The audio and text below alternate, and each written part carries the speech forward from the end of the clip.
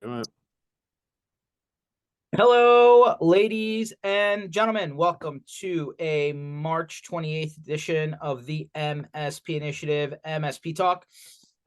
It is the end of the first quarter of 2024. So hopefully everybody's been paying attention, but time is flying. And hopefully the weather's finally going to take a turn here shortly, or at least in my part of the world where it's not great here in the Northeast. Definitely looking for better digs, but stay tuned.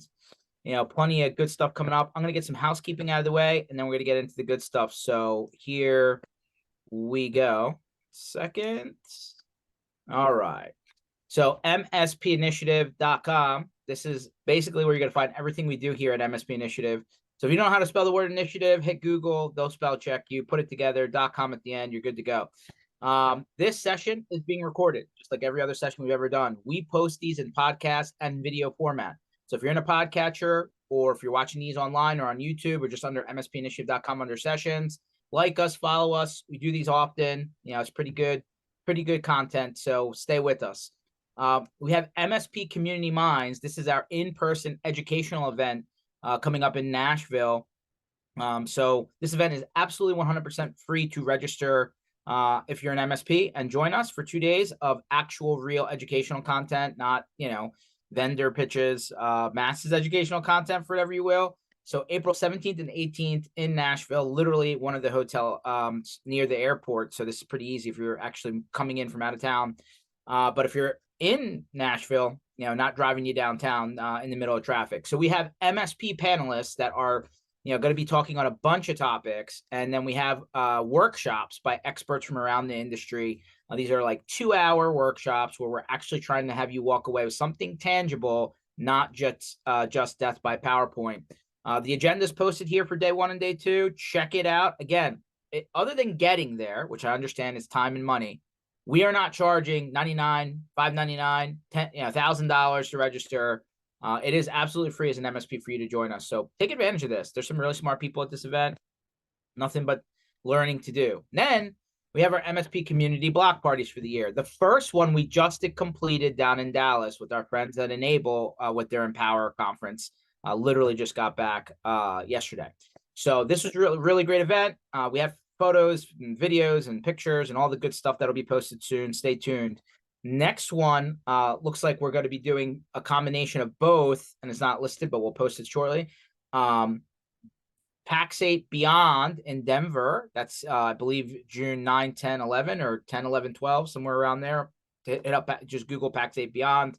That's going to be literally right next to the airport in Denver. It was a great event. It's going to be even bigger this year. We're also doing DattoCon Europe in Dublin. Both of these events happen to be in the same exact week. I digress. But we'll be doing block parties at both of those. So stay tuned for more information on that. We did Dublin last year, and it was awesome, and looking forward to doing that again. Then we have some community offers. These are just deals and hookups by other, kind of vendors in the space that you may want to take advantage of. If so, awesome.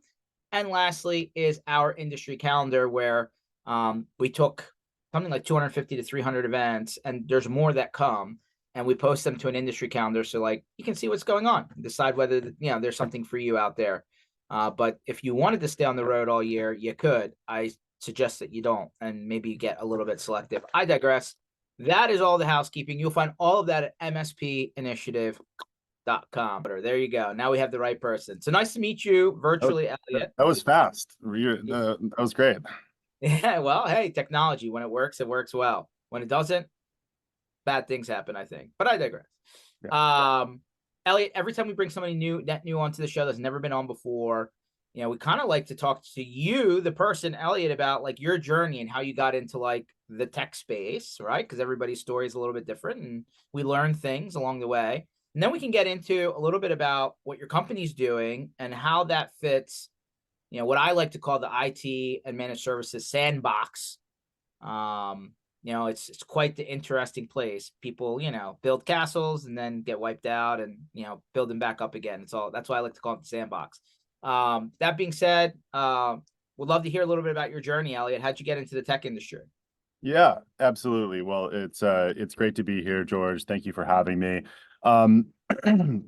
I'll kind of give you the full rundown here. And there's been, I always talk about it, kind of essentially three evolutions of my career, and two of which have been within the tech world. The first, interestingly enough, did not have anything to do with tech. I started my career in finance, actually, as a bond trader for a number of years. And so I'd like to think that there's some inherent skill sets that I hold over from that point. But um, I transitioned quickly into tech via actually starting my own business. And so I started a mobile app. We raised a little bit of funding and got some reasonable traction, but I used that as a lever and a mechanism to make a jump into the tech world. And I worked for a couple, I would call much earlier stage businesses, including that business that I started myself, as well as, Series A funded startups, sub 100 employees. And I did that for several years. And that is where I started getting exposure to, partner concepts, the channel, if you will. And I'm sure we'll get into it. Um, but from there, I made the jump to working for a couple different, what I would call scaling startups, including where I'm at right now with Vanta. But I've worked for a company called SendGrid, joined there when they were about 100 individuals, helped them grow to around 500. We became a public company. And then shortly thereafter, we were acquired by a larger, quickly scaling business called Twilio. And so spent a number of years at Twilio as that business grew from 2,000 to roughly 9,000 people. And then a couple years ago, I made the jump to Vanta, joining at around a couple hundred individuals, and now we're north of 400 folks. So that's been my journey over the course of the past 15, 17 years or so, and happy to get into more of the specifics and stuff like that as the conversation unfolds here. It's really interesting actually because a lot of people feel like, and again, every industry varies a little bit, but like managed services, and IT managed services, like everybody has different opinions on how many companies there are that fit that categorization. Let's say there's, I don't know, I'm going to go conservative, 80, 90,000, IT managed services here in, US, Canada. There's probably an equal amount, spread out between Europe, and then you start getting into Asia and Asia Pac, right? So bottom line is, like companies that largely service, we call it SMB, they call it SME, right? Everybody has a different term for it, but like, let's call it businesses under 200 employees, more or less. I'm not saying that that's the absolute ceiling, right? There are companies that deal with much bigger, but I would say generally the majority of people that I categorize as IT managed services fit that.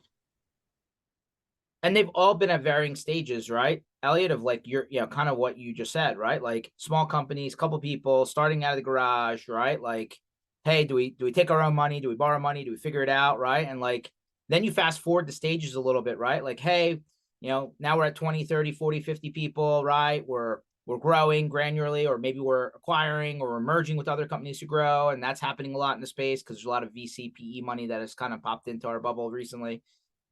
And then like from MSPs pop out software companies, right? They're like, hey, we went out to find a solution. We didn't find anything that we felt was the right fit. And so we built something. And then like a new company started out of that, right? And then all of a sudden they're in this kind of where like, hey, we started a new software company, right? Like, again, whether we self-funded or borrowed money from someone or got investors, right? And there's a lot of all of that, right? In the sandbox. So we always, every time, and I do a lot of events and talk to a lot of people all year, but like this topic comes up regularly, and we always like debate which way is the right way. Like, do you take money pre-revenue, right? Do you start, and hope that your idea takes off, and like because you're on the clock now because you're running on somebody else's dime, or do you prove your concept first under your own dime and then later on take revenue? Like, like we always talk about all of those scenarios, but I digress. Sounds like you've been through varying stages of that. Yeah, it's I think it's interesting, and some of the dynamics that you talked about in terms of how software companies get started, thinking, initially through the lens of a services business. I mean, there are actually a lot of parallels around that in terms of how around Vanta's origin story. So, our founder, Christina Casiopo, we when she first started this business, it was focused around solving a particular problem. And the way that she and a small group of individuals went about it was very much through a services mindset. And the particular problem was how do we help companies get to the point of being SOC 2 ready for that big, scary attestation process. And she actually was hands-on with a number of businesses, particularly of the SMB variety, typically digitally forward, but very much hands-on. Trying to identify what makes this problem so challenging, and then what is the best way to solve it? And I think there are some instances in which that hands-on services model is really the right approach. In Vanta's case, it just so happened to be that there was some pretty elegant ways in which we could apply software to it, hence where we are today. But I think interesting in terms of the latter point you made there, we at Vanta did not actually take any funding until pretty far along in that journey of demonstrating that the customer pain, the jobs to be done were relevant, material, and then validating that the services and then software model that we applied to them, there's a real opportunity there and there's a business behind it. And then ultimately, once that traction was there, was when originally I wasn't there at the time, but when we made that decision to say, hey, like we need to seek outside investment in order to feel the next stages of growth here. So No, I mean, listen, it's kind of the cool part about at least the time that we live in and the country that we live in, right? Like, if you have the hustle and you're willing to put in the work, I know that varies, right? Not everybody's willing to do the work, but if you are, you can build some pretty cool things, some pretty cool companies, right? And there's a lot of people around that, but everybody's ideas, right? Like, how do they get past idea stage? Got to have enough willingness, right, to get it to a point where it's real.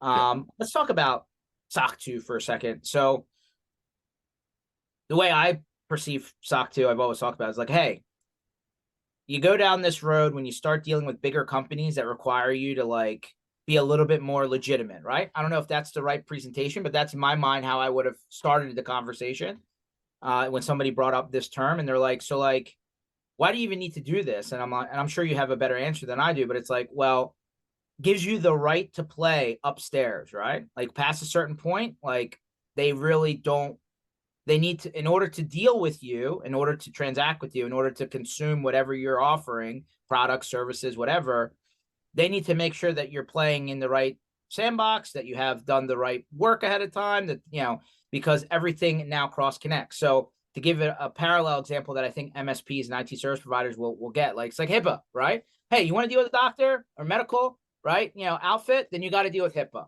right? You don't have a choice. It's just how it goes. And so you're going to be required to play the game because your customer is now forced to do that from a legislation standpoint. Or we've been hearing a lot for people who are dealing in the government space, like CMMC, right, which is constantly changing, I feel. But like, it's like, hey, if you're dealing with any government entity or a vendor of a government entity that has to deal with like defense or any of those like procurement of any of those kind of departments, then you need to now go down this road, to have the ability to even have the right to play, right? So so like would love to get your opinion, Elliot, on like why SOC 2 is coming downstream and why the IT and managed services provider has to like ultimately, whether they like it or not, deal with it, or in a nutshell, you don't even get to play the game in some cases. yeah.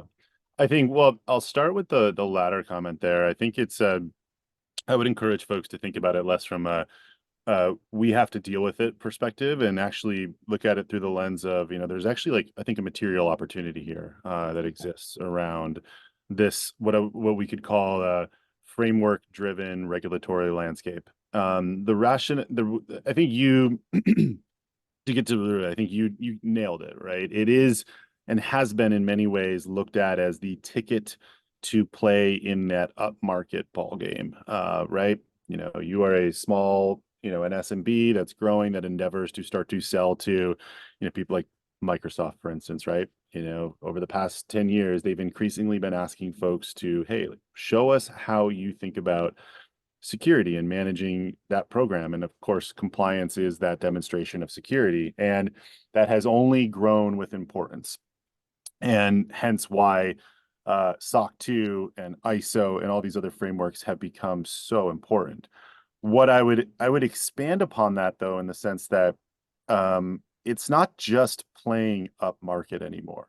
I think if I'm starting a business these days, security is at the core of just about every buyer's requirements, honestly, down to the individual. When I sign up for a service, one of the things that I do think about is how are they managing my data, more through a privacy lens.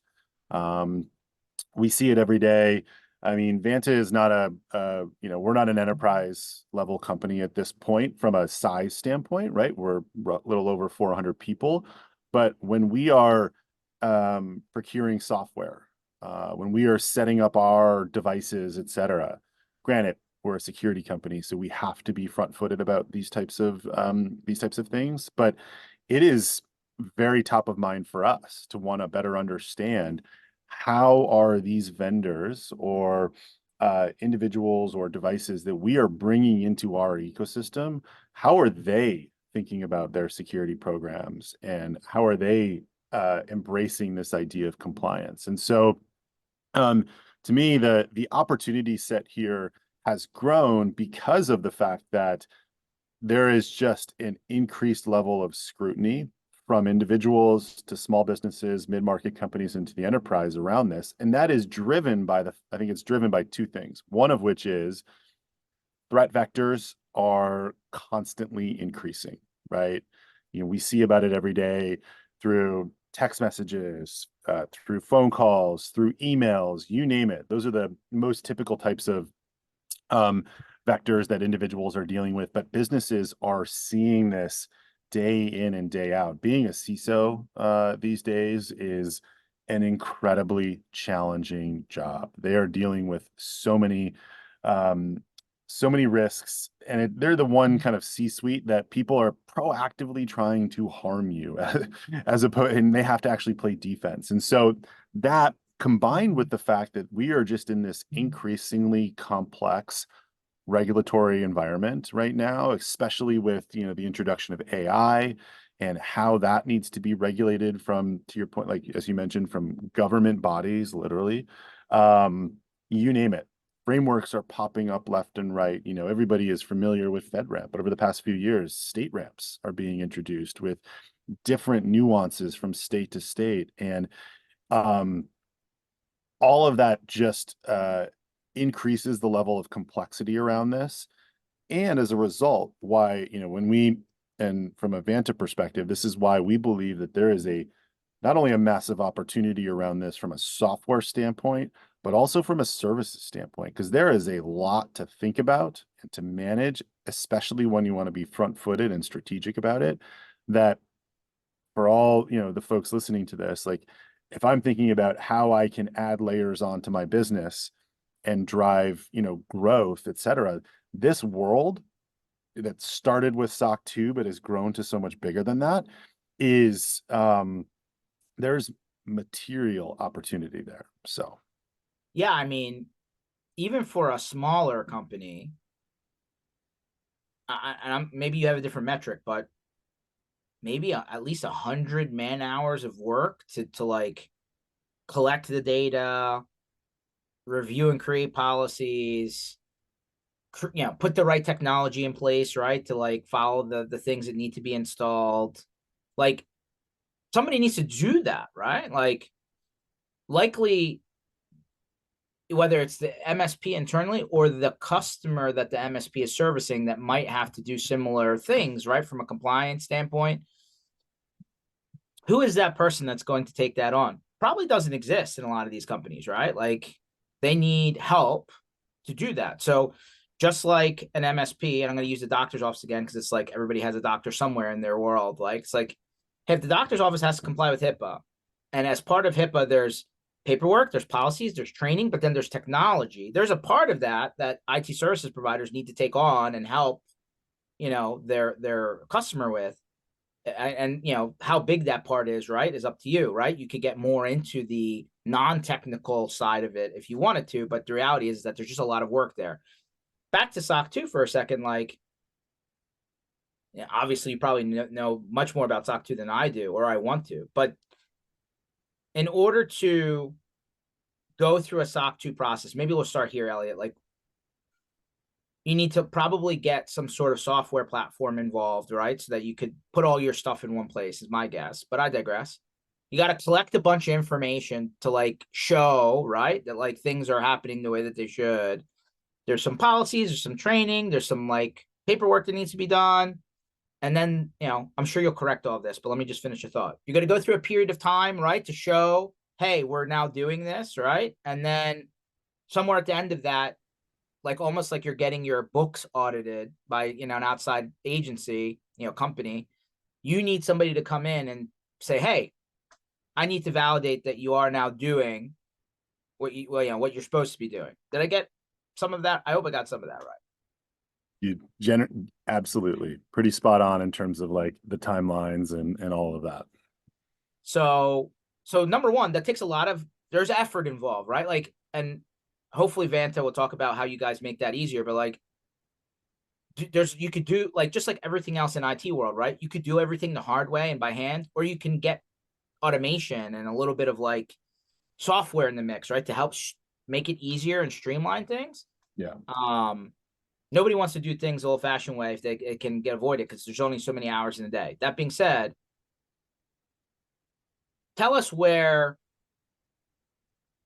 the MSP might need to get into this, and if there's an opportunity for the MSP to offer this type of consulting or services tied to this to their end customer.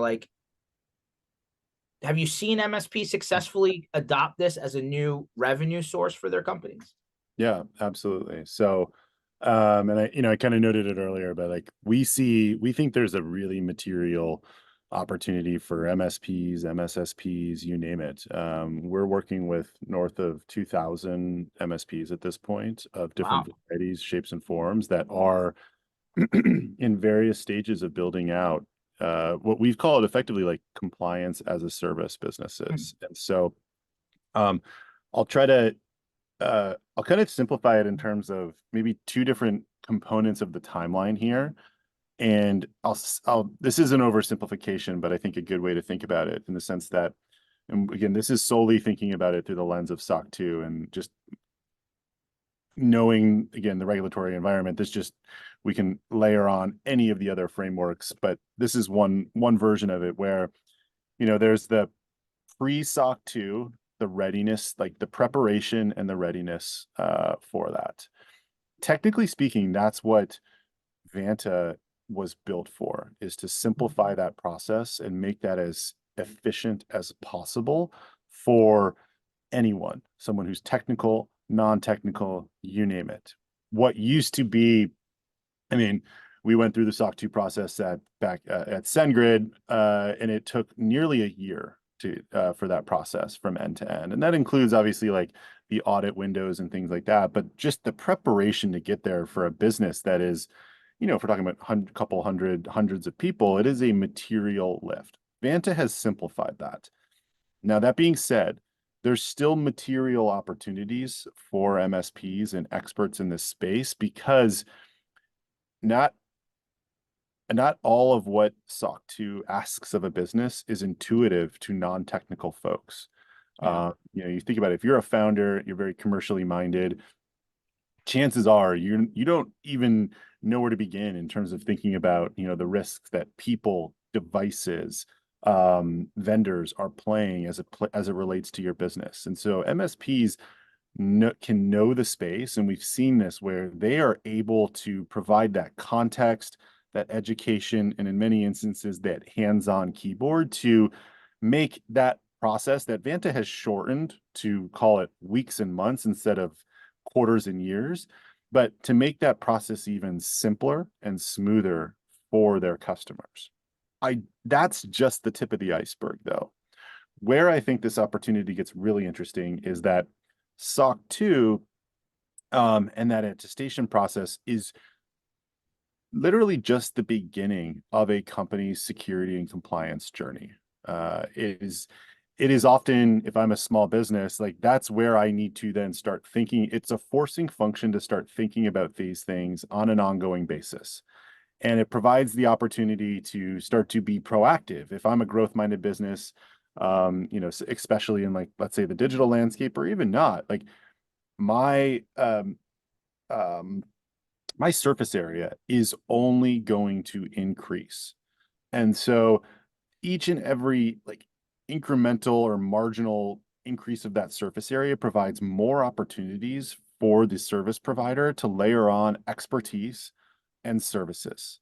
And again, as we think about that multiplied across a variety of different frameworks and that regulatory landscape, there is a material opportunity to use Vanta for MSPs to use Vanta at the core of that business to drive efficiencies while they're layering on that proactive expertise to help guide the maturation process for a company's security and compliance program. I mean, makes sense. I mean, here's the challenge, right? So let me throw this right back at you. A lot of MSPs might not have the resources inside of their own teams to do some of this work, right? Like even the MSPs, just I call it plumbing, like style offering, right? They outsource a lot of this to third-party vendors, right? Because they don't have enough manpower inside their organizations to do 40 different things underneath the one umbrella, right? The technical part, right? Like, you know, computers and, Microsoft and, taking layering security products and trying to like, I call it the low hanging fruit items. I think a lot of people have been doing that for a long time. The companies that in-source things like SOC and, like they're really MSSPs, right? Managed security services providers, right? I feel like they specialize in that avenue. And I feel like MSPs who don't may even outsource that work to an MSSP, right? Because they may not have the know-how internally. So, I let's just go backwards and like put a bow on all this. Does it, it makes sense, it sounds like, for the MSP internally to do SOC 2 and get their own stuff in order to start, right? Like that's a good starting place, right? And then the question is, do I offer this work as a new line of business in my MSP as a revenue generator, or do I partner with a company that does, because maybe they're really good at the compliance style work, but they still need someone to do the plumbing style work that goes along with that? Does that make Yeah. sense? It does, absolutely. And I think ultimately, at the end of the day, there are multiple ways to achieve really positive outcomes for MSPs in this space. The thing that we are out there talking about and getting really positive feedback on from MSPs is that it really, starting from the top down, this is a problem. And when I say this, I mean talking about compliance and security in general. This is a problem that is not going away. This is a problem that is only getting bigger. And when we think about, the TAM of, the security and compliance and the GRC world, we're talking about obviously like a multi-billion dollar market here that is growing at a CAGR that is pretty like impressive. And so what we're preaching to our partners is that this is a worthwhile investment. Building that know-how and that subject matter expertise. Um, and there's multiple ways in which you can do that. Hiring SMEs in subject matter experts internally, or training folks that are already in the business, hiring external subject matter experts, or creatively partnering with folks that know this space like MSSPs are three very reasonable avenues to start to tap into this market. And building, we've been talking a lot about this with partners, but we view building around Vanta as a really unique opportunity, right? We're about 5 years old as a business. We just surpassed 7,000 paying customers. So we're demonstrating, thank you. We're demonstrating really material product market fit here. And again, we're just honestly starting to scratch the surface of that broader GRC market. And so, Hmm. uh, I think it really comes back to how how is an MSP thinking about their future? Where do they want, how much do they want to grow? And if they've got ambitions to think about expanding their serviceable addressable market, this space is I think it's ripe with opportunity. So a lot of MSPs, especially the ones that are a little bit more on the mature side, have installed, I don't know if I call it a CISO, but a security compliance person inside of the MSP, right? And Yep. like they go back, they start asking questions of all their vendors, right? Like, hey, do you have a SOC 2? Like, do you have this documentation? Can you fill out the security questionnaire? So, like, I feel like most MSPs have at least heard the message. Your house needs to be in order, and you need to be making sure that you're covered because if and when, likely when, an incident occurs somewhere in the customers that you service, you need to be able to say that you were doing the right thing so that you don't end up getting into the worst position there, right? And like it's America, everybody can sue anybody for anything. Don't mean it's gonna go. Like CYA, you know?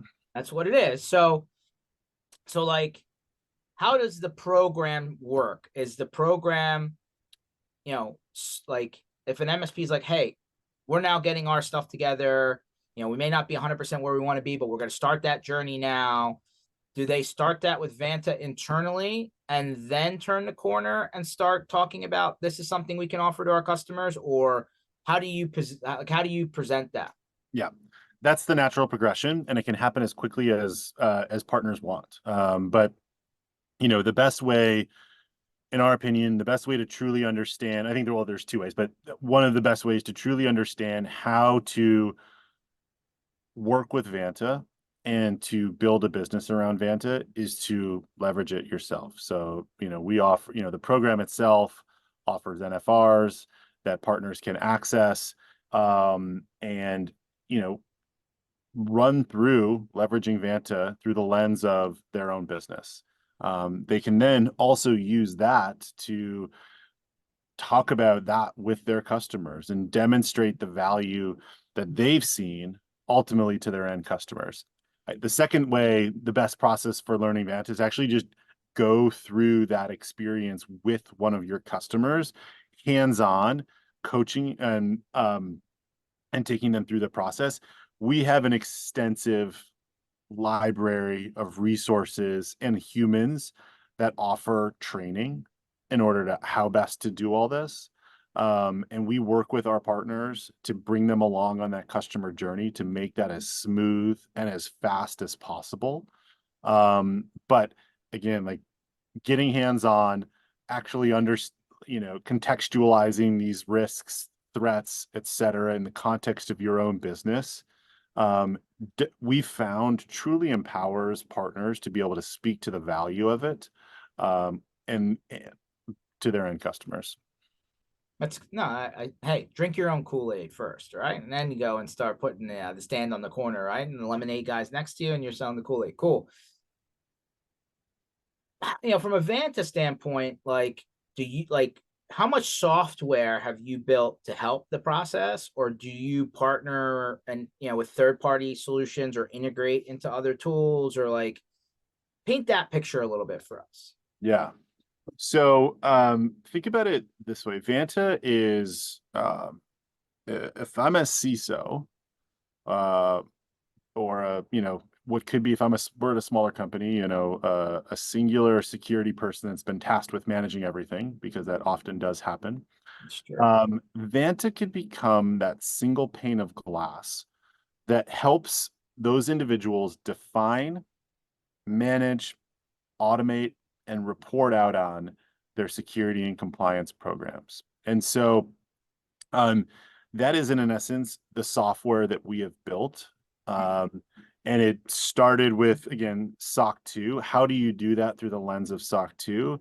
And we've since taken that and expanded that across both attest and non-attest frameworks like ISO, GDPR, you mentioned HIPAA earlier, FedRAMP, PCI, High Trust, you name it, all of these different frameworks.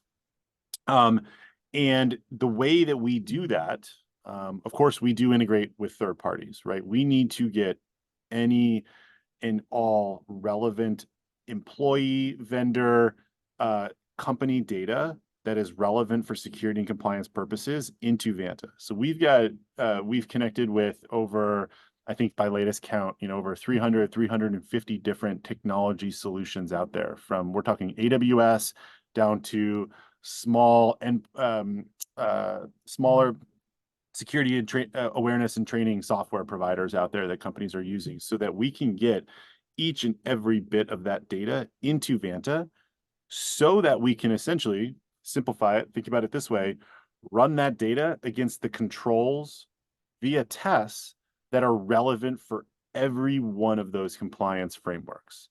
And that's where the automation comes in. Vanta is there to pull in that data, compare that data, and spit out a response around what you need to do with it. And I think where again, the opportunity comes in for service providers is there's a lot of nuance in terms of what data needs to get in, what data is relevant, what data is not. And then most importantly, that remediation process, not just to get to SOC 2 readiness, but that ongoing remediation process. And again, that proactive nature is where MSPs, MSSPs, and the partner opportunity really comes into play. Yeah, I mean, look, I said, plenty of work there. If anybody, we had a session a while back where an MSP basically came on and said, making a lot of money getting involved in incident response, right? Like basically when an event occurs, let's say there's a cyber insurance policy, they are married up, like the people who do this work are tied in with the insurance companies in a lot of cases. And then they get brought in to start cleaning things up. Well, cleaning things up requires a lot of the IT work that you're already used to doing, right? Reformatting machines, reinstalling networks, reconfiguring things. So like back to this point, right? There's a lot of IT related work that's involved in these parts, right? Like, hey, in order to do this part of the policy, right, you need to implement new technology. You need to configure the existing technology in a different way. Kind of like Office 365, right? Microsoft kind of leaves it as a blank canvas, and you have to configure it the way that you need it to work rather than it, you know what I mean? And depending on your vertical. All that being said, it's cool that you've built, because every MSP's heard single pane of glass. It's definitely an industry, like we hear it all the time. It's cool. So it sounds like it's multi-tenanted, which is great, because like if you have customers, you can see them all in one place, which is great. A lot of MSPs hear the word integration all day, every day, right? So like the fact that you can tie into a lot of the vendors that these, that are already in use and pull the data in, that just saves time. And like time is the thing you can't get back, right? So how much of the, like do you have in your partner program somewhere, I'm sure there's documentation and videos, like you said, all over the place, but like the parts where IT work is required, do you, like if you had to put a percentage to it, is it 20% of the process? Is it 50% of the process? What would you put, guesstimate number at? Yeah, no, it's interesting.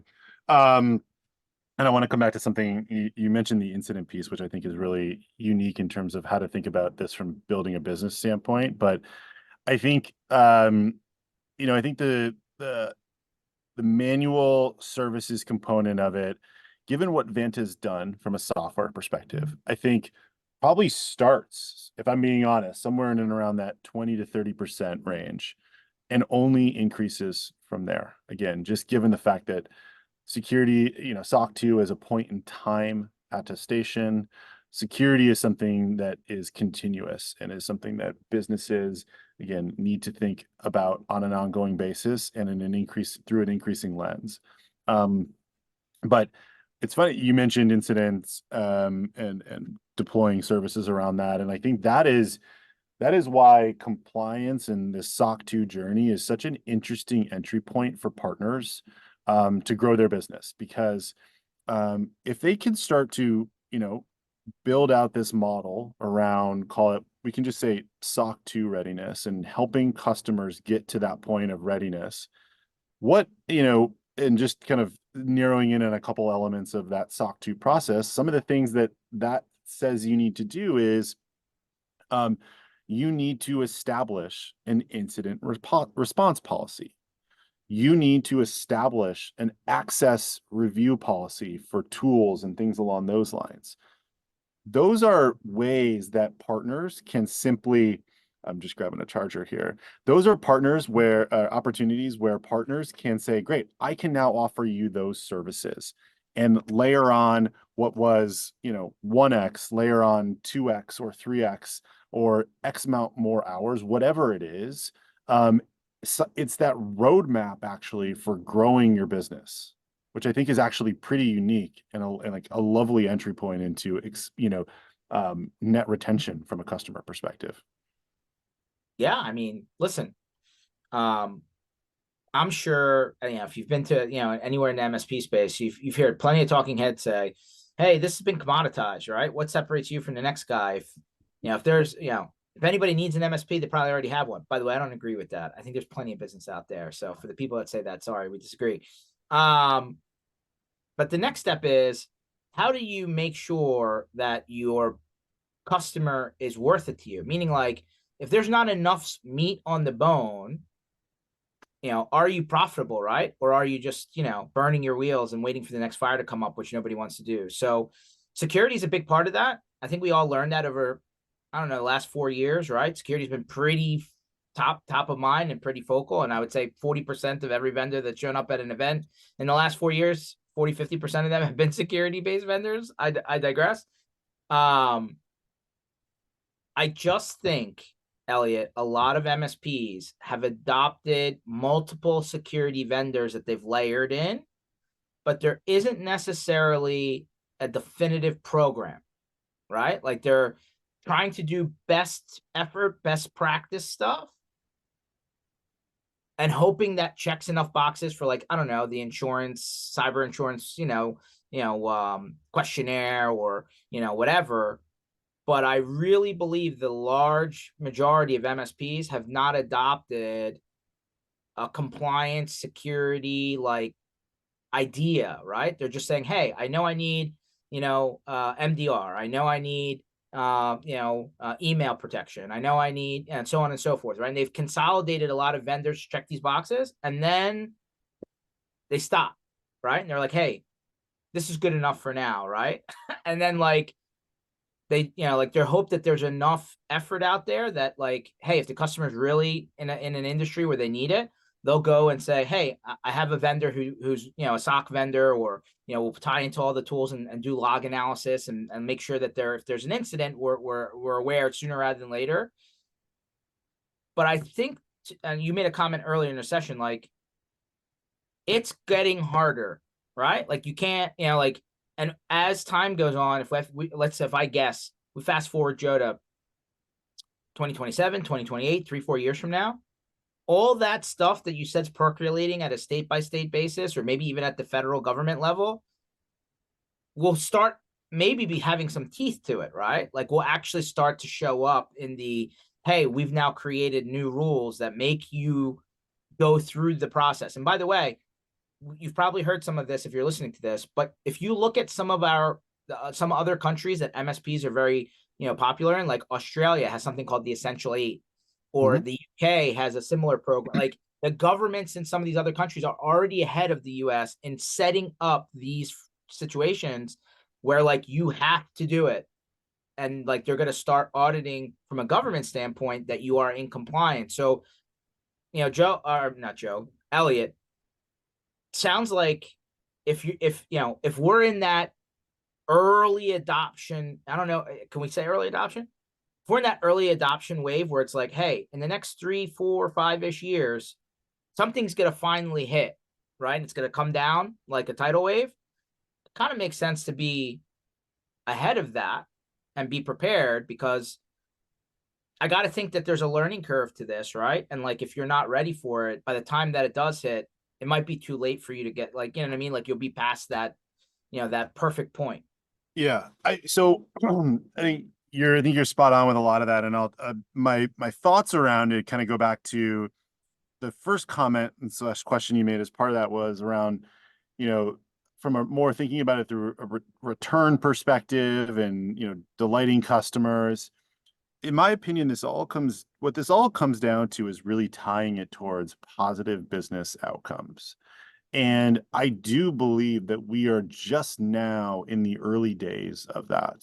Again, if you zoom out and you look at this over the last 10 years and you look at the next 20 years, the positive business outcomes as it relates to compliance, we're just, I think we're just scratching the surface. The reason being, right now, like if I'm a small business, deals, quote unquote, can still be won without, with larger companies, without a SOC 2 in many ways. It's or in some limited ways, but there is going to be a time in the not too distant future where you will not be able to close deals, get contracts signed with larger entities, again, or even smaller entities, without being able to demonstrate that you are growing your business in a secure, compliant, and responsible way. And so to I would wholeheartedly agree that there is a learning curve associated with that. And if I'm, an MSP on the IT side of the business with no compliance expertise, I do think now is still a great time to start thinking about layering in that security and compliance perspective because, and we see it with our customers day in and day out, being able to prove that you are a secure and compliant company not only gets you in the door in many instances and doesn't get you kicked out, but the other thing too is it can become a material differentiator in what is already a crowded landscape across many different industries. In being able to showcase that you are a product, service, or vendor that can grow with your customer for the foreseeable future and grow in a responsible way. I mean, we've seen it, you can see all the case studies, vanta.com/MSP and vanta.com/customer. You can see that our customers are saying, Vanta helps us do this faster and it got us in the door. It helped us close this deal. It is enabling us to reduce time spent doing XYZ. It's really clearly tied to those positive business outcomes, which ultimately are those things that are going to create longer lasting revenue streams for the folks listening. That's awesome. Well, not just create net new, but how about preventing the call where an existing customer is calling you saying, hey, we've just picked up a new line of business ourselves. They're requiring us to do this and this in order to pick it up. So can you do this already? Or if not, I may have to leave and find somebody else who does do it, like who is in compliance. Yep. And like nobody wants to lose business, especially if that customer may be one of your bigger ones, like, and then all of a sudden you're like, uh-oh, like we were doing great work. They were happy. And then all of a sudden we got the rug pulled out from underneath of us. Right. Yep, exactly. So And that happens. we see that come up left and right. And you mentioned international. I think that's a great example of, you take many of our, I think roughly speaking, 70 to 75% of our customers are based in North America. But every day a customer says to us or to one of the folks on our post sale side, hey, we're thinking about growing internationally as a business. Or hey, we landed a deal in Germany and Australia is a great example. Like they're asking us about Essentials 8. What is that? What do we do? And like those are just those perfect opportunities to obviously delight and continue to deliver for all of our customers here. So there was one thing that you said that I want to touch on the way out the door. One thing that I believe Vanta does, and I just want to really highlight this. There are multiple frameworks, right? Like HIPAA is a framework, SOC 2 is a framework, ISO pick your number is a framework, like CMMC is a framework. Yep. Like they keep on coming, right? Depending on what end industry your end customer plays in, right? Are they in finance? Are they in medical? Are they whatever? Vanta allows you to actually pull in data for multiple of these at the same time, to the point where instead of you redoing work, it's cross pooling that information. So like, let's say you did SOC 2, Elliot, and like 33% of your SOC 2 work applies to another compliance. You're not starting from zero now. We call it crosswalking. You almost had it word for word, but you should join us in that. But no, you nailed it. It's once you've it's a requirement, because no one business out there is just going to be reliant on SOC 2. And so we built the product so that it is very extensible, in the sense that once you take that first step, we make it really easy to continue to support you on that compliance journey, whether it's in a closely related framework or something totally different. Vanta, and again, paired with those experts from our partners, are extremely well positioned to make that journey as smooth as possible. So, and then also now you're not having, hey, I need to find a company that's really good in HIPAA. Hey, I need to find like a Vanta of a different type of compliance, right? Like now all of a sudden you're managing multiple compliance platforms in order to, like that gets messy. And I think as MSPs, we argue that there should be standardization and not multiple vendors in the same category, else it becomes unmanageable to a certain degree.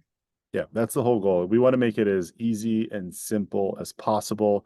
And that's why, we take both a breadth and a depth approach. So, and it encompasses both integrations, being able to integrate with virtually every relevant technology product out there is important, but also getting the right depth of information and data from those integrations is really important.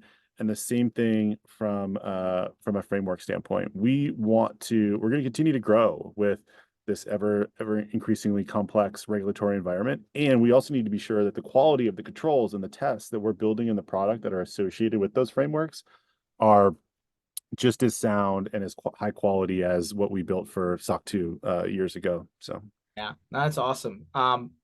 It's like we could probably do another hour on this, let's be honest. But like bottom line is, if you're doing security for real, and if you've adopted a security approach in your managed services or IT services business, but you've not really gone down the compliance lane, maybe you've kind of outsourced a little bit of that, but like there's not an actual program.